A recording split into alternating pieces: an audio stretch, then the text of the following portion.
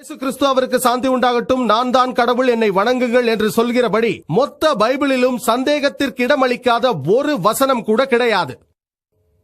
எந்த ஒரு கிறிஸ்தவராவது சந்தேகத்திற்கு இடமளிக்காத ஒரு வசனத்தையாவது எனக்கு காட்டினால், ஒரே ஒரு திட்டவட்டமான தெளிவான வசனத்தை காட்டினால், இயேசு கிறிஸ்து அவருக்கு சாந்தி உண்டாகட்டும், நான் தான் கடவுள், என்னை வணங்குங்கள் என்று ஒரு வசனத்தை காட்டினால் கூட நான் இன்றே கிறிஸ்தவனாக மாறிவிடுகிறேன்.